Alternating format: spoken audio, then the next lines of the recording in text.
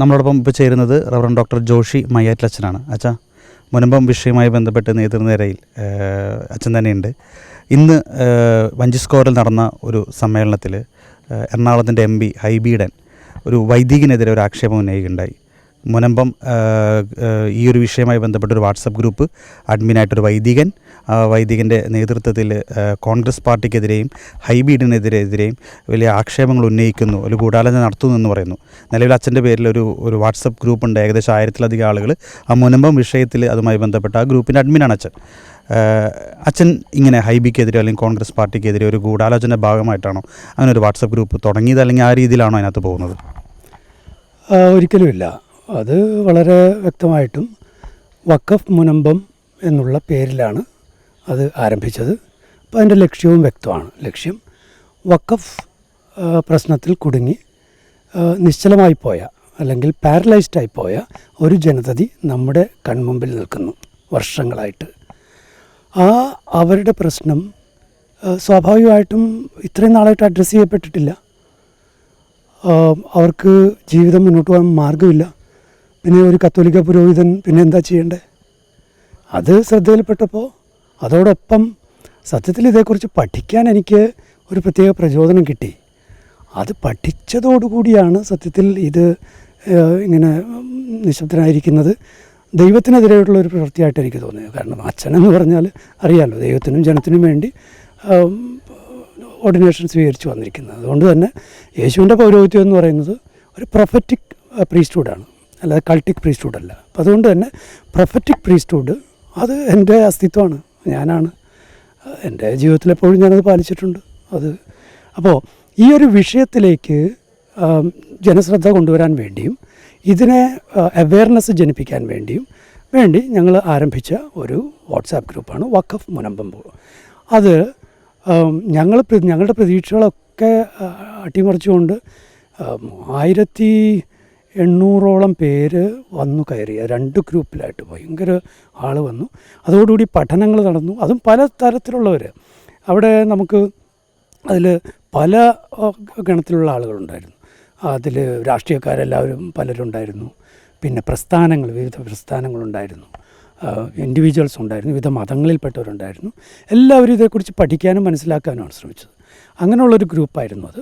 പിന്നെ സ്വാഭാവികമായിട്ടും ഞാൻ ദീപിക പത്രത്തിൽ 2 ലേഖനം എഴുതി. ആ ലേഖനം കാര്യമായിട്ട് പരന്നതോടെയാണ് ഇതേക്കുറിച്ചുള്ളൊരു അവെയർനെസ് വന്നതും ഇത് പഠിക്കണം എന്നുള്ളൊരു താല്പര്യത്തിലേക്ക് മനുഷ്യർ വളർന്നതും. അതിന് ഞാൻ ദൈവത്തിന് നന്ദി പറയുകയാണ്. ഞാൻ അതിനുവേണ്ടി ഒത്തിരി മണിക്കൂറുകൾ ചിലവഴിച്ചു. പക്ഷേ അത് വളരെ ഗുണകരമായിട്ട് ഭവിച്ചു. അങ്ങനെ ദീപിക പത്രം എഡിറ്റോറിയൽ പേജിൽ തന്നെ അത് ഇടുകയും അതിൻ്റെ അവബോധം പരക്കുകയും ചെയ്തു. അങ്ങനെയുള്ളൊരു സ്റ്റാർട്ടിങ്ങിന് ശേഷമാണ് പിന്നീട് ഈ ഗ്രൂപ്പ് അത് കഴിഞ്ഞ ഞായറാഴ്ച ഇങ്ങനൊരു സംഗതി ആരംഭിക്കുന്നത്. ഇതാണ് അതിൻ്റെ. പിന്നെ സ്വാഭാവികമായിട്ടും വഖഫ് ആക്റ്റാണ് ഈ മനുഷ്യരുടെ ദുരിതത്തിന് പിന്നിലുള്ള കാര്യമെന്ന് മനസ്സിലാക്കുമ്പോൾ സ്വാഭാവികമായിട്ടും വഖഫ് ആക്റ്റിനെ തള്ളിപ്പറയേണ്ട ആവശ്യമില്ല എനിക്ക്. പിന്നെ ഞാൻ എന്ത് ചെയ്യണം? വഖഫ് ആക്റ്റിനോട് നിശബ്ദത പാലിച്ചുകൊണ്ട് എനിക്ക് ഈ വിഷയത്തെ അഡ്രസ്സ് ചെയ്യാൻ പറ്റുമോ? അസാമാന്യ ബുദ്ധി പോരെ. ഇനി വഖഫ് ആക്റ്റിനെ ഞാൻ പഠിക്കുമ്പോഴും വഖഫ് ആക്റ്റിലെ ഈ ദോഷകരമായ ക്ലോസുകളെ മനസ്സിലാക്കുമ്പോഴും ഇന്ത്യൻ ഭരണഘടനയ്ക്ക് തന്നെ വിരുദ്ധമായ ഇന്ത്യൻ മതേതരത്വത്തെ തന്നെ തകർക്കുന്ന രീതിയിലുള്ള ക്ലോസുകൾ എഴുതി വച്ചിരിക്കുന്ന കാണുമ്പോൾ ഇതാരുടെ ഉണ്ടാക്കിയെന്ന് ചോദിക്കില്ലേ? സ്വാഭാവികമായിട്ടും അതുണ്ടാക്കിയത് അന്വേഷിച്ച് പഠിച്ചു പോയപ്പോൾ കാര്യം ഇതാണ്. കോൺഗ്രസ് ഗവൺമെൻറ്റാണ് 1995 നരസിംഹറാവു ഗവൺമെൻറ് ഇലക്ഷന് തൊട്ട് മുമ്പ് ചെയ്തു വെച്ചൊരു പരിപാടിയാണ്. അതൊക്കെ ഞാൻ ഇതിനു മുമ്പ് വീഡിയോയിൽ പറഞ്ഞിട്ടുള്ളതാണ്. അപ്പോൾ ഇതെല്ലാം പറയേണ്ടി വന്നു. എനിക്ക് കോൺഗ്രസ് പാർട്ടിയോട് എന്തെങ്കിലും വിരോധം ഉണ്ടായിട്ടല്ല. ഇനി കോൺഗ്രസ് പാർട്ടിയോട് ഇക്കാര്യം പറയുമ്പോഴും കോൺഗ്രസ് പാർട്ടിയാണ് ഇത് ചെയ്തത്, ഇത് തികച്ചും മതേതരത്വ വിരുദ്ധമാണ്, ഒരു മതരാഷ്ട്ര ആശയമാണ് ഇതിൻ്റെ പിന്നിലുള്ളത്, ശരിയത്ത് നിയമം സകല പൗരന്മാരുടെ മേൽ അടിച്ചേൽപ്പിക്കാനുള്ള ശ്രമമാണ് എന്നൊക്കെ പറയണ്ടേ? അല്ലാതെ ഇത് സത്യമല്ല. ഇത് അസത്യമാണെങ്കിൽ നിങ്ങൾ പറയേ. ഞാൻ പറഞ്ഞത് അസത്യമാണെങ്കിൽ നിങ്ങൾ പറയേ. ചെറായി മുനമ്പം ഭാഗത്ത് 350ഓളം കത്തോലിക്ക ലത്തീൻ വിഭാഗത്തിൽപ്പെട്ട മനുഷ്യർ, 100ഓളം ഹൈന്ദവരായിട്ടുള്ള മനുഷ്യർ അതുകൂടാതെ കുറേ പട്ടയങ്ങളുള്ള വേറെ. അപ്പോൾ ഇത്രയും പേര് ഒരു മുസ്ലിം മതത്തിൻ്റെ ശരീഅത്ത് നിയമത്തിൽ അധിഷ്ഠിതമായ സ്ഥാപിച്ച ഒരു ട്രൈബ്യൂണലിൻ്റെ മുമ്പിൽ നിന്ന് കേഴുക. എന്തൊരു ഒരു മതരാഷ്ട്ര നിയമമാണ് നമ്മുടേത്. അങ്ങനെയല്ലല്ലോ. ഒരു മതരാഷ്ട്ര നിയമം ഇന്ത്യയിൽ നിന്നുണ്ടായി, അത് പാകിസ്ഥാനാണ് അല്ലെങ്കിൽ ബംഗ്ലാദേശാണ്. പക്ഷേ ഇന്ത്യ മതേതരമാണ്, ഇനിയും മതേതരം തന്നെയാണ്. അതുകൊണ്ട് മതേതരമായിട്ട് ഇന്ത്യ നിലകൊള്ളണം. സത്യത്തിൽ അതുകൊണ്ട് ഞാൻ ഈ വഖഫ് ആക്ട് പഠിച്ചതിലൂടെയും ആ നിയമനിർമ്മാണത്തിലെ അപാകതകൾ കണ്ടെത്തിയതിലൂടെയും ഞാൻ ചെയ്തിട്ടുള്ളത് ഇന്ത്യൻ പൗരൻ എന്നൊരു നിലയിൽ ഭാരതത്തിൻ്റെ മതേതരത്വത്തിന് വലിയ കോൺട്രിബ്യൂഷൻ നൽകി എന്നുള്ള വലിയ അഭിമാനത്തിലാണ് ഞാൻ. പൗരന്മാർ നമ്മുടെ നാടിനെക്കുറിച്ച് അവെയർ ആയിരിക്കണം എന്നാണ്. പക്ഷേ ഇത്തരത്തിലേക്ക് കൊണ്ടുവന്ന രാഷ്ട്രീയക്കാർ, നേതാക്കൾ, അവർ ഈ നാടിൻ്റെ ഗുണഭോക്താക്കളാണ്. പക്ഷേ ഈ നാടിനോട് കൂറുള്ളവരാണോ എന്നൊരു ചോദ്യം എനിക്ക് ചോദിക്കേണ്ടി വരുന്നു. അത് ഞാൻ വ്യക്തമായിട്ട് ചോദിക്കും. ഇനി അടുത്തത്, ഈ ഒരു കാര്യത്തിൽ സ്ഥലം MP ആയ, എറണാകുളം MP ആയ ശ്രീ ഹൈബി ഈഡൻ എന്തു നിലപാടെടുത്തു എന്നും ഞാൻ അന്വേഷിച്ച് പഠിച്ചു. അവിടെയാണ് ഹൈബി ഈഡനെ നേരിട്ട് വിളിച്ച് നേരിട്ട് വീഡിയോയിലൂടെ പറയേണ്ട ഒരു അവസ്ഥ എനിക്ക് വന്നത്. കാരണം എനിക്ക് വ്യക്തമായിരുന്നു അദ്ദേഹത്തെ നേരിട്ട് അദ്ദേഹത്തോട് അതുപോലെ പരസ്യമായി നിന്ന് പറഞ്ഞാലേ ഈ വിഷയത്തിലേക്ക് അദ്ദേഹത്തിൻ്റെ ശ്രദ്ധ വരൂ എന്നെനിക്കറിയാമായിരുന്നു. എന്ന് മാത്രമല്ല, അദ്ദേഹം എടുക്കുന്ന ആ ഇരട്ടത്താപ്പ്, കാരണം വീഡിയോസ് 2 എണ്ണത്തിന് മുമ്പ് ഇറങ്ങിയിരുന്നു. നിഗൂഢ ശക്തികൾ എന്ന് ഇലക്ഷൻ കാലത്ത് വിളിച്ച അദ്ദേഹം തന്നെ പിന്നീട് ഭേദഗതിക്ക് വേണ്ടിയുള്ളൊരു നിലപാടെടുക്കുന്നതായിട്ട് കണ്ടില്ല. അപ്പം അതിൻ്റെ അർത്ഥം ഭേദഗതിക്ക് വേണ്ടി അദ്ദേഹം നിലകൊള്ളില്ല, എന്നാൽ ഇവർക്ക് വേണ്ടി നിലകൊള്ളുകയും ചെയ്യും. അതിനുശേഷമാണ് അദ്ദേഹത്തിൻ്റെ കത്ത് പുറത്തു വരുന്നത്. ആ കത്ത് ശ്രദ്ധാപൂർവം വായിക്കുന്ന സാമാന്യബോധമുള്ള ആർക്കും അതിലെ കോൺട്രഡിക്ഷൻസ് മനസ്സിലാവും. എന്ന് മാത്രമല്ല, എങ്ങനെയാണ് ഒരു വരാലിൻ്റെ രീതിയിൽ ഒരു പൊളിറ്റീഷ്യൻസ് കളിക്കുന്നത് എന്ന് നമുക്ക് മനസ്സിലാക്കാൻ പറ്റുന്ന, പഠിക്കാൻ പറ്റുന്ന നല്ലൊരു കത്താണത്. അത് ഒരു സ്റ്റഡിക്കുള്ളൊരു സ്പെസിമെനാണത്. അതുകൊണ്ട് തന്നെയാണ് അതിനുശേഷം പിന്നീട് അതിൽ ഓരോ ക്ലോസും വിശകലനം ചെയ്ത് ഞാൻ സംസാരിക്കുകയുണ്ടായി. എന്ന് മാത്രമല്ല, അപൂർവം കേസാണ് ചെറായിലേത് എന്ന് പറഞ്ഞപ്പോൾ അദ്ദേഹം വലിയൊരു നുണ ഈ സമൂഹത്തോട് പറയുകയായിരുന്നു ആ കത്തിലൂടെ. ആ നുണയെ പൊളിച്ചു കാട്ടേണ്ട ആവശ്യം എനിക്കുണ്ടായിരുന്നു. ഞാൻ ഇന്ത്യൻ പൗരനല്ലേ. ഇന്ത്യൻ പൗരനായ എനിക്ക് ഇവിടെയുള്ള രാഷ്ട്രീയ സംവിധാനങ്ങളോട് അല്ലെങ്കിൽ രാഷ്ട്രീയ നേതാക്കളോട് നിങ്ങൾ ചെയ്യുന്നത് തെറ്റാണെന്ന് പറയാനുള്ള അവകാശം എനിക്കില്ലേ? ഞാനത് ചെയ്തു, കൃത്യമായിട്ട് ചെയ്തു. ഇവിടെയുള്ള ഇന്ത്യൻ പൗരന്മാരെല്ലാവരും അങ്ങനെ ചെയ്താൽ കാര്യങ്ങൾ നേരെ ചൊല്ലി പോകുന്നേ. അപ്പോൾ ഏതെങ്കിലും ഒരു പാർട്ടിക്ക് അടിമയാകുന്നതാണ് പ്രശ്നം. BJPയുടെ അടിമ, കോൺഗ്രസിൻ്റെ അടിമ, CPMൻ്റെ അടിമ. ഏതെങ്കിലും ഒരു പാർട്ടിയുടെ അടിമയായ ഒരാൾക്ക് ഒരിക്കലും നല്ലൊരു പൗരനായി, ഇന്ത്യൻ പൗരനായിട്ട് ജീവിക്കാൻ പറ്റില്ല. ഇതാണ് എൻ്റെ ബോധ്യം. അതുകൊണ്ട് പാർട്ടികളോടെല്ലാം ഈ ചിലർ സമദൂര സിദ്ധാന്തമൊക്കെ പറയും, പക്ഷെ അത് പറച്ചില്ലേ ഉള്ളൂ. ഇങ്ങനെ ഒട്ടി നിന്നിട്ടാണ് സമദൂര സിദ്ധാന്തം പറയുന്നത്. അപ്പോൾ ഈ ഇടയ്ക്ക് എടുത്ത നിലപാടുകൾ നമുക്ക് മനസ്സിലാവും. ചില പ്രസ്ഥാനങ്ങൾ, കൂട്ടരൊക്കെ സമദൂര സിദ്ധാന്തം പറയുന്നവരെ എങ്ങനെ ഒട്ടിച്ചേർന്ന് നിന്നു, ഒരു പാർട്ടിയെ പൊതിഞ്ഞു പിടിക്കാൻ ശ്രമിച്ചു. ഇതൊക്കെ വ്യക്തമായിട്ട് കാണാവുന്നേ ഉള്ളൂ. അതൊക്കെ പച്ചയായിട്ട് മനുഷ്യർ കണ്ടുകൊണ്ടിരിക്കുകയല്ലേ. അപ്പം അതുകൊണ്ട് ശ്രീ ഹൈബി ഈഡൻ്റെ മറ്റൊരു വീഡിയോ കൂടി പുറത്തു വന്നു. നിങ്ങൾക്കറിയാമല്ലോ, അത് കഴിഞ്ഞ ഇലക്ഷൻ്റെ സമയത്ത് അദ്ദേഹം പറഞ്ഞാണ് വഖഫ് ബോർഡിന് ഇതിൽ ഒരു റോളുമില്ല. അതിലൂടെ അദ്ദേഹം എന്താ ഉദ്ദേശിച്ചത്? രേഖകളൊക്കെ വഖഫ് ബോർഡ് കേസ് കൊടുത്തതൊക്കെ കോടതിയിലിരിക്കുന്നു.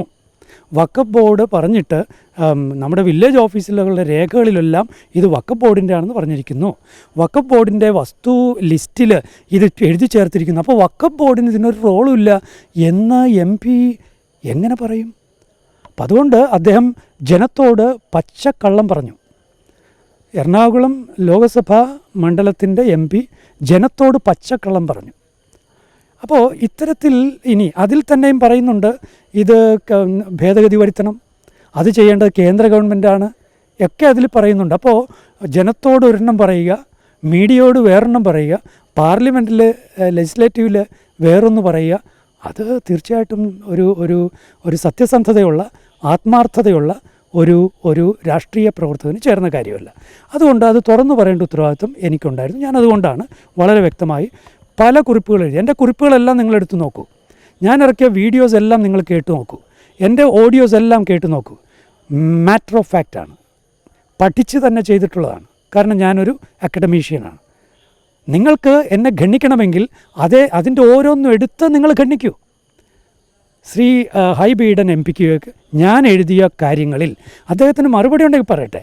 അല്ലാതെ വെറുതെ സംഖ്യയാണെന്നോ ഒരു വൈദികൻ അത് ചെയ്തു എന്നോ ഇത് ചെയ്തു എന്നോ പറഞ്ഞിട്ട് കാര്യമില്ല. ജനം കണ്ടുകൊണ്ടിരിക്കുകയല്ലേ, ജനം കണ്ടുകൊണ്ടിരിക്കുക. നിങ്ങൾ ഓർത്ത് നോക്കിയേ, ഇന്ന് അത്രയും ആളുകൾ അവിടെ വന്നു. മനുഷ്യരുടെ മനസ്സിൽ ഇത് ശക്തമായിരിക്കുകയാണ്. എൻ്റെ India, the idea of India. നോക്കണം, രാഹുൽ ഗാന്ധി നിരന്തരം പറയുന്നതാണ് ദി ഐഡിയ ഓഫ് ഇന്ത്യ. ആ ഐഡിയ ഓഫ് ഇന്ത്യക്ക് നിരക്കാത്ത രീതിയിലുള്ള ലെജിസ്ലേഷന് എങ്ങനെയാണ് കോൺഗ്രസ്സിന് ധൈര്യം വന്നത്? അപ്പം അതുകൊണ്ട് ഇത് ഇന്ത്യ മതേതര രാഷ്ട്രമാണ്. ഇതൊരു മതരാഷ്ട്രത്തിൻ്റെ കെട്ടുമട്ടിലേക്ക് ഇതിനെ കൊണ്ടുവരാനായിട്ട് ഒരു രാഷ്ട്രീയ ശക്തികളെ അനുവദിക്കാൻ പാടില്ല. അതുകൊണ്ട് എനിക്ക് വളരെ സന്തോഷം തോന്നിയത് ശ്രീമാൻ ഹൈബി ഈഡനോട് എനിക്ക് നന്ദിയുള്ളൊരു കാര്യമുണ്ട്. അതായത് ഇന്നലെ അദ്ദേഹം ഇറക്കിയ ഫേസ്ബുക്ക് പോസ്റ്റിൽ അദ്ദേഹം വളരെ വ്യക്തമായൊരു കാര്യം എഴുതിയിട്ടുണ്ട്. ഇതുവരെ അദ്ദേഹം പറയാത്ത കാര്യമാണ്, ഇതുവരെ കോൺഗ്രസ് പറഞ്ഞിട്ടില്ലാത്ത കാര്യമാണ്. അദ്ദേഹം പറഞ്ഞിരിക്കുന്നത് ഞങ്ങൾക്ക് എതിർപ്പുള്ളത് നിലവിലുള്ള രൂപത്തിലുള്ള ഭേദഗതിയോടാണ്. ആ സ്റ്റേറ്റ്മെൻറ്റ് വളരെ സുന്ദരമാണ്. ഞാൻ കയ്യടിച്ച് ആ സ്റ്റേറ്റ്മെൻറ്റ് സ്വീകരിക്കുകയാണ്. അതായത് ശ്രീമാൻ ഹൈബി ഈഡന് വ്യക്തമായിട്ടറിയാം ഭേദഗതി ആവശ്യമാണ്. മോദി സർക്കാർ കൊണ്ടുവരുന്നത് പോലുള്ള ഭേദഗതി അല്ല ആഗ്രഹിക്കുന്നത്. ഇവിടെയാണ് ഞാൻ ശ്രീമാൻ ഹൈബി ഈഡനോടും കോൺഗ്രസ് നേതൃത്വത്തോടും ഇന്ത്യ മുന്നണിയോടും ആവശ്യപ്പെടുന്നത്, നിങ്ങൾ ഭേദഗതിക്കുള്ള ബദൽ രേഖ അവതരിപ്പിക്കൂ. ഇപ്പോഴുള്ള ഇത്രയ്ക്ക് ദോഷകരമായ നാശകരമായ ഈ വഖഫ് ആക്ടിൻ്റെ 95 വഖഫ് ആക്റ്റും 2013 വഖഫ് ആക്ട് അമെൻമെൻറ്റും കൃത്യമായ രീതിയിൽ തിരുത്താൻ കഴിയുന്ന രീതിയിൽ, ഭേദഗതി വരുത്താൻ കഴിയുന്ന രീതിയിൽ വളരെ നല്ല വിധത്തിലുള്ള ഒരു നിങ്ങളുടേതായ ഭേദഗതി ബദൽ രേഖ നിങ്ങൾ എത്രയും വേഗം അവതരിപ്പിക്കണം. മോദിയുടെ ആഗ്രഹങ്ങളല്ല നടക്കേണ്ടത്. BJP സർക്കാരിന് എപ്പോഴും വർഗീയമായ താല്പര്യങ്ങളുണ്ടെന്ന് നിങ്ങൾക്കറിയാം. നിങ്ങൾ ഈ ഒരു നിയമനിർമ്മാണം നടത്തിയത് നിങ്ങളുടെ വർഗീയ താല്പര്യം കൊണ്ടാണെന്നും നിങ്ങൾക്കും ഞങ്ങൾക്കും അറിയാം. അപ്പം അതുകൊണ്ട് വർഗീയതയിൽ നിങ്ങൾ മത്സരിച്ചുകൊണ്ടിരിക്കുകയാണ്. അപ്പോൾ വർഗീയത ഇല്ലാത്തൊരു പാർട്ടി ഏതാണ് എന്നുള്ളതാണ് ഇപ്പോഴത്തെ പ്രശ്നം. ആർക്കാണ് ഇവിടെ വർഗീയത ഇല്ലാത്തതെന്നുള്ളൊരു പ്രശ്നമുണ്ട്. പിന്നെ മതേതരത്വത്തിന് വേണ്ടി നിലകൊള്ളുന്ന ഞങ്ങളെപ്പോലുള്ള മനുഷ്യരെ വർഗീയരാക്കാൻ വളരെ എളുപ്പമാണ് നിങ്ങൾക്ക്. പക്ഷേ ഓർക്കുക, മുകളിൽ ദൈവമുണ്ട്, ചുറ്റും മനുഷ്യരുമുണ്ട്. ഇതാണ് എനിക്ക് പറയാനുള്ളത്. ഇന്ന് അവിടുത്തെ ആ ഒരു യോഗം എത്ര സുന്ദരമായിരുന്നു. ജനം എത്ര ആവേശത്തോടെയാണ് വന്നത്. അവിടെ വിളിച്ച മുദ്രാവാക്യം നിങ്ങൾ കേട്ടില്ലേ? മതേതരം മതേതരം മതേതരം ഭാരതം. മതരാഷ്ട്രമാകണ്ട എന്ന് ജനം വിളിച്ചു പറയുകയാണ്. ഇതിനെയാണോ നിങ്ങൾ മതസ്പർദ്ധ ഉണ്ടാകുമെന്ന് പറഞ്ഞ് പേടിച്ചിരുന്നത്? അങ്ങനെയാണോ? എത്ര സുന്ദരമായിട്ടാണ്. നോക്കണം, ക്രൈസ്തവരുടെ ഒരു സവിശേഷത എന്ന് പറഞ്ഞാൽ ത്രിത്വൈക ദൈവത്തിൽ ജീവിക്കുന്നവരാണ്, വിശ്വസിച്ച് ജീവിക്കുന്നവരാണ്. അതുകൊണ്ട് തന്നെയാണ് ക്രൈസ്തവർക്ക് എല്ലാവരോടും ചേർന്ന് ഒന്നിച്ചു പോകാൻ എളുപ്പമുള്ളത്. കാരണം Trinitarian God concept is inclusive God concept. എല്ലാവരും ഉൾക്കൊള്ളുന്ന ഗോഡ് കൺസെപ്റ്റാണ്. അതുകൊണ്ടാണ് ക്രൈസ്തവർ എവിടെ ജീവിച്ചാലും ക്രൈസ്തവർക്ക് എല്ലാവരുമായിട്ട് ഒന്നിച്ച് സ്നേഹത്തിൽ, സന്തോഷത്തിൽ, സമാധാനത്തിൽ ആരുടെയും പുറത്ത് മെക്കിട്ട് കയറാതെ ജീവിക്കാൻ കഴിയുന്നത് ആ ഗോഡ് കൺസെപ്റ്റിൻ്റെ മെച്ചം കൊണ്ടാണ്. You are what you believe in. നീ വിശ്വസിക്കുന്ന ദൈവസങ്കല്പം എന്തോ ആ ദൈവസങ്കല്പം തന്നെയായിരിക്കും നീയും, നിൻ്റെ ശൈലികളും നിൻ്റെ രീതികളും. അതുകൊണ്ട് നോക്കൂ, എത്ര സുന്ദരമായിട്ടാണ് ഇന്നത്തെ യോഗം മുന്നോട്ട് പോയത്. അപ്പോൾ ഞാൻ ദൈവത്തിന് നന്ദി പറയുകയാണ്. അതിൽ പങ്കെടുത്തത് അത്യുജ്വല വിജയമാക്കി മാറ്റിയ എല്ലാവർക്കും പ്രത്യേകിച്ച് നന്ദി പറയുകയാണ്. ഇതിനുവേണ്ടി വഖഫ് മുനമ്പം ഗ്രൂപ്പിൽ അംഗങ്ങളായി ഒത്തിരിയേറെ പേര് നല്ല തോട്ട്സ് ഷെയർ ചെയ്തു. ഒത്തിരി പേര് അതിനുവേണ്ടി 50ഓളം പേര് അതിൻ്റെ content writing, reels making, poster making, ഇങ്ങനെ പല രീതികളിൽ വന്നു. സുന്ദരമായ കവിതകൾ പുറത്തിറങ്ങി, അതിസുന്ദരമായ റീൽസ് ഇറങ്ങി. എനിക്ക് അത്ഭുതം തോന്നുകയാണ് ഇതൊക്കെ എങ്ങനെ സംഭവിച്ചുവെന്ന്. ദൈവമുണ്ട്, ദൈവം കൂടെയുണ്ട്. അതുകൊണ്ട് ചെറായി മുനമ്പം ജനതയോട് എനിക്ക് പറയാനുള്ളത്, ഗോഡ് ഈസ് വിത്ത് യു. ധൈര്യമായിട്ടിരിക്കുക. പക്ഷേ രാഷ്ട്രീയക്കാരെക്കുറിച്ച് ജാഗ്രത പുലർത്തണേ. ഈശോ നിങ്ങളോട് പറഞ്ഞിട്ടുണ്ടല്ലോ, സർപ്പത്തെപ്പോലെ വിവേകികളും പ്രാവിനെപ്പോലെ നിഷ്കളങ്കരും ആയിരിക്കുവിൻ. അതോടൊപ്പം തന്നെ ഇന്നത്തെ പ്രോഗ്രാം സംഘടിപ്പിച്ചത് KLCA, ചെറായി ഭൂസംരക്ഷണ മുനമ്പം ഭൂസംരക്ഷണ സമിതി, കോട്ടപ്പുറം രൂപത, ഇതെല്ലാം ചേർന്നിട്ടാണ്. പിന്നെ ഒത്തിരി പ്രസ്ഥാനങ്ങൾ ഒന്നിച്ചു വന്നു. SNDP വന്നു, വേട്ടുവ സമുദായത്തിൽ നിന്നുണ്ടായിരുന്നു, കുടുംബ യോഗത്തിൽ നിന്നുണ്ടായിരുന്നു. അങ്ങനെ പല വിഭാഗങ്ങളിൽ നിന്നുള്ളവർ ഒന്നിച്ചു വന്ന് മഹാവിജയം, കൂട്ടായ്മയുടെ മഹാവിജയമാണ് ഇന്ന് കണ്ടത്. പക്ഷേ ഞാൻ പറഞ്ഞ ജാഗ്രത തുടർന്നും പുലർത്തണമേ. കാരണം കള്ളക്കളി കളിക്കാൻ അറിയാവുന്നവർ പിന്നിൽ ഉണ്ട്. ജാഗ്രത പുലർത്തുക.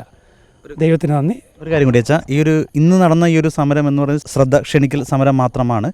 ഇനിയും ഇതൊരു തുടക്കം മാത്രമാണ്. ഇനിയുള്ള മുന്നോട്ടുള്ള ഈ ഒരു സമരത്തിൻ്റെ, അല്ലെങ്കിൽ ഈ ഒരു ചെറായി മുനമ്പംകാരുടെ ഈ ആശങ്കയിലുള്ള മറ്റ് കാര്യങ്ങളെക്കുറിച്ച് അച്ഛൻ എങ്ങനെയാണ്, ശുഭപ്രതീക്ഷയുണ്ടോ? ഉടനെ അവർക്കൊരു നീതി ലഭിക്കും എന്ന് അച്ഛന് പ്രതീക്ഷയുണ്ടോ? ഇപ്പോൾ വന്നിട്ടുള്ള ഈ ഒരു സമവായം എന്താണ്? സമവായം അതായത് വഖഫ് പ്രോപ്പർട്ടി അല്ല ചെറായി മുനമ്പം എന്നുള്ള പറച്ചിൽ ഒഫീഷ്യലായി ഇതുവരെ ആരും രേഖാമൂലം പറയുകയോ പബ്ലിക്കായി ആരും വന്ന് പറയുകയോ ചെയ്തിട്ടില്ല. അത് പറയേണ്ടത് വഖഫ് ബോർഡുമായി ബന്ധപ്പെട്ടവരാണ്. അവർ ഇതിനു മുമ്പ് നടത്തിയിട്ടുള്ള പ്രഭാഷണങ്ങളും പ്രസ് മീറ്റിങ്ങും ഒക്കെ യൂട്യൂബിലൊക്കെ ഉണ്ട്. അവർ പറഞ്ഞിരിക്കുന്നത് ഇത് പിടിച്ചെടുക്കാനായിട്ട് ഉള്ള നടപടികൾ തുടങ്ങിക്കഴിഞ്ഞു എന്നാണ്. അപ്പോൾ അവർ പറഞ്ഞ സംഗതിയെ റെക്കോർഡിക്കലായിട്ട് ഇപ്പോൾ ഉള്ളൂ. അതുകൊണ്ട് തന്നെ എനിക്ക് ഇപ്പോഴുള്ള ഈ സംഗതി മനുഷ്യരുടെ ആവേശത്തെ തണുപ്പിക്കാനുള്ളൊരു സൂത്രമാണോ എന്നെനിക്ക് ബലമായ സംശയമുണ്ട്. അത് ഞാൻ വഖഫ് മുനമ്പം ഗ്രൂപ്പിൽ കൃത്യമായി പറഞ്ഞിരുന്നു. അതിന് എല്ലാ സാധ്യതയുണ്ട്. കള്ളക്കളി അറിയാവുന്നവർ ഉണ്ട്, അവർ അങ്ങനെയുള്ള കളികളുമായിട്ട് മുന്നോട്ട് പോകും. അപ്പം അതുകൊണ്ട് വളരെ ജാഗ്രത. അതുകൊണ്ടാണ് ഞാൻ പറയുന്നത് ജാഗ്രത പുലർത്തണം. ഏതായാലും ഇന്നത്തെ മീറ്റിങ്ങിൽ അവിടുത്തെ വികാരിയച്ഛൻ എത്ര സുന്ദരമായിട്ട് കറക്റ്റ് ആ വിഷയം, ഞാൻ ആ വികാരിയച്ഛനെ അഭിനന്ദിക്കുകയാണ്. ഒരു ഫാദർ ആൻ്റണി, അദ്ദേഹത്തെ അഭിനന്ദിക്കുകയാണ്. അദ്ദേഹം കാണിച്ച ആത്മാർത്ഥത, അദ്ദേഹം കാണിച്ച ആ സത്യസന്ധത, അദ്ദേഹം വളരെ എത്ര സുന്ദരമായ ഭാഷയിലാണ് അദ്ദേഹം അത് പറഞ്ഞു വെച്ചത് എന്ന് മാത്രമല്ല, അവിടെ ഭൂസംരക്ഷണ സമിതിയുടെ ഭാഗത്തു നിന്ന് സംസാരിച്ച സെബാസ്റ്റ്യൻ റോക്കി, അതുപോലെ ജോസഫ് ബെന്നി എന്ന് പറയുന്ന ആൾ വളരെ ഭംഗിയായിട്ട് സംസാരിച്ചു. അദ്ദേഹം പറഞ്ഞൊരു കാര്യം അത് നമ്മൾ ശ്രദ്ധിക്കണം എന്ന് ഞാൻ വിചാരിക്കുകയാണ്. അതായത് 6 മാസത്തെ ഒരു അൾട്ടിമേറ്റമാണ് അദ്ദേഹം പറഞ്ഞിട്ടുള്ളത്. അല്ലെങ്കിൽ രാഷ്ട്രീയമായ പ്രത്യാഘാതങ്ങൾ ഉണ്ടാവും തന്നെയാണ് പറഞ്ഞേക്കണേ. അത് മുനമ്പംകാരുടെ പ്രത്യാഘാതം അല്ലത്. കേരളത്തിൻ്റെ രാഷ്ട്രീയ മുഖം മാറിമറിയാൻ എല്ലാ സാധ്യതകളും ഉണ്ടെന്നാണ്. കാരണം എന്താ കോക്കാച്ചി വന്നെ എന്ന് പറഞ്ഞ് പേടിപ്പിക്കാൻ പറ്റിയതൊന്നും ഇപ്പം ഇല്ല. എല്ലാം കോക്കാച്ചികളാണെന്ന് നാട്ടുകാർക്ക് മനസ്സിലായിട്ടുണ്ട്. അപ്പോൾ അതുകൊണ്ട് ഈ ഏതെങ്കിലും പാർട്ടിയെയോ ആരെങ്കിലുമൊക്കെ ചൂണ്ടിക്കാണിച്ചിട്ട് വലിയ പ്രശ്നക്കാരാണെന്ന് പറഞ്ഞാൽ തിരിഞ്ഞു നിന്ന് ഞങ്ങൾ ചോദിക്കും, നിങ്ങൾ കാണിച്ച പ്രശ്നങ്ങളൊക്കെയോ? ഞങ്ങളിപ്പോൾ ഈ ഗതികേടിലായിരിക്കുന്നത് നിങ്ങൾ കാണിച്ച പ്രശ്നം മൂലമല്ലേ എന്ന് തിരിഞ്ഞു നിന്ന് ചോദിക്കും. അതുകൊണ്ട് ആ പറഞ്ഞൊരു കാര്യം വളരെ സത്യമാണ്. ബഹുമാനപ്പെട്ട MP-യും അതുപോലെ തന്നെ വഖഫ് ബോർഡും ഒക്കെ ഇനിയും ഒരു കമ്മീഷൻ വെക്കണമെന്നൊക്കെ ഇതിനിടയ്ക്ക് ആരോ പറയുന്നത് കേട്ടു. പുച്ഛിച്ച് തള്ളുകയാണ് അത്തരം പ്രസ്താവനകളെ. ആര് പറഞ്ഞാലും എവിടെ നിന്ന് പറഞ്ഞാലും അതിനെ പുച്ഛിച്ച് തള്ളുകയാണ്. ഇത്രയും നാളും ആ ജനം കഷ്ടപ്പെട്ടിട്ട് ഇനിയും അവരെ നരയിപ്പിക്കണമെന്നാണോ നിങ്ങളുടെ ആഗ്രഹം? നിങ്ങളൊക്കെ ഏത് മനുഷ്യരാണ്? എവിടെ നിന്നാണ് നിങ്ങൾ വന്നേക്കണത്? വല്ലവരും പറയുന്നത് കേട്ട് അതുപോലെ തന്നെ മീഡിയയിൽ വന്ന് പറയുന്നത് അത് അബദ്ധമാണ്, ഒരിക്കലും പറയാൻ പാടില്ലാത്തതാണ്. ഗൗരവമുള്ള ഉത്തരവാദിത്ത സ്ഥാനങ്ങളിലിരിക്കുന്നവർ ശ്രദ്ധാപൂർവം കാര്യങ്ങൾ കൈകാര്യം ചെയ്യണം. അപ്പം അതുകൊണ്ട് ഈ 1 വർഷം അല്ലെങ്കിൽ ഒരു കമ്മിറ്റിയെ ഇനിയും വെക്കണം എന്ന് പറഞ്ഞാൽ വ്യക്തമായിട്ട് പറയുന്നു, ഈ 6 മാസത്തിനുള്ളിൽ കാര്യങ്ങൾക്ക് കൃത്യമായ മാറ്റം വന്നില്ലെങ്കിൽ, വഖഫ് ബോർഡിൻ്റെ ആ ക്ലെയിം തീർത്ത് അവരെ സ്വതന്ത്രരാക്കിയില്ല എങ്കിൽ, നേരത്തെ അവർക്കുണ്ടായിരുന്ന പൂർണ്ണ അവകാശ അധികാരങ്ങളൊക്കെ തിരിച്ചു കൊടുത്തില്ല എങ്കിൽ, 6 മാസം കൃത്യമായിട്ട് പറഞ്ഞിട്ടുണ്ട് അവർ, അത് ഈ കേരളക്കരയിലേക്ക് പടരും. വഖഫ് മുനമ്പം വാട്സാപ്പ് ഗ്രൂപ്പ് പിരിച്ചുവിടാനൊന്നും പോകുന്നില്ല എന്ന് നിങ്ങൾ അറിയണം. ഞങ്ങൾ പറഞ്ഞിട്ടുള്ള കാര്യം സോഷ്യൽ മീഡിയയെ ഇളക്കുക എന്നാണ്. സോഷ്യൽ മീഡിയയുടെ വിജയമാണ് ഇത്, ചെറുപ്പക്കാരുടെ വിജയമാണ്. അത് KCYM ഉണ്ട്, അതിൽ ക്രോസ് ഉണ്ട്, കാസയുണ്ട്, പലരുണ്ട്. വ്യത്യസ്തങ്ങളായ പ്രത്യയശാസ്ത്രങ്ങളുള്ളവരൊക്കെ അതിനകത്തുണ്ട്. പക്ഷേ എല്ലാവരും ഒന്നിച്ചു വന്നത് ഒരൊറ്റ കോസാണ്, ചെറായി മുനമ്പം ജനത്തിൻ്റെ കോസ്. മാത്രമല്ല ഈ ഒരു പ്രശ്നത്തിലൂടെ പ്രതിസന്ധിയിലായിട്ടുള്ള ആകാൻ പോകുന്ന ഇന്ത്യയിലെ അനേകം മനുഷ്യരെക്കുറിച്ചുള്ള കരുതൽ. അതുകൊണ്ട് ഈ ഭേദഗതി എന്ന ആ ഒരു ആശയത്തിനു വേണ്ടി ഇനിയും തുടർന്ന് തന്നെ ഈ വഖഫ് മുനമ്പം വാട്സാപ്പ് ഗ്രൂപ്പ് മുന്നോട്ട് പോകും. ഇതാണ് എനിക്ക് പറയാനുള്ളത്. വ്യക്തമാണ് അച്ഛാ. ഈ മുനമ്പം വിഷയത്തിൽ രാഷ്ട്രീയമില്ല, അത് കേവലം മനുഷ്യരുടെ ഒരു വിഷയമാണ്. അവിടെ താമസിക്കുന്ന ഒരു 600 കുടുംബങ്ങളെ വളരെ ഗുരുതരമായി ബാധിക്കുന്ന ഈ ഒരു വഖഫ് വിഷയത്തിൽ ആണ്. അതിൽ വളരെ പ്രവാചക ധീരതയോടെ പ്രവാചക ശബ്ദമായാണ് ജോഷി അച്ഛൻ മുന്നിട്ട് ഇറങ്ങിയത് തന്നെ. ആ മുനമ്പം ജനതയ്ക്ക് ഒരുപാട് നന്ദി അച്ഛനോട് ഉണ്ട്. അതോടൊപ്പം തന്നെ ഈ ഒരു മേഖലയിൽ അച്ഛൻ ഒറ്റയ്ക്ക് അച്ഛൻ്റെ ദീപികയിൽ വന്ന 2 ലേഖനങ്ങളാണ് കേരള മനസാക്ഷിയെ തന്നെ ഉണർത്തിയത്. ഇത്രമാത്രം ഒരു അനീതി അവിടെ നടക്കുന്നു എന്ന് ഉണർത്തിയത് തന്നെ അച്ഛൻ്റെ ദീപികയിൽ വന്ന 2 ലേഖനങ്ങളാണ്. മാധ്യമങ്ങളും ഇതിനകത്തേക്ക് കൂടുതൽ ശ്രദ്ധ കൊടുത്തതും അതിലൂടെ തന്നെയാണ്. എന്തായാലും എല്ലാവിധ അഭിനന്ദനങ്ങളും അച്ഛനെ നേരുകയാണ്. Thank you.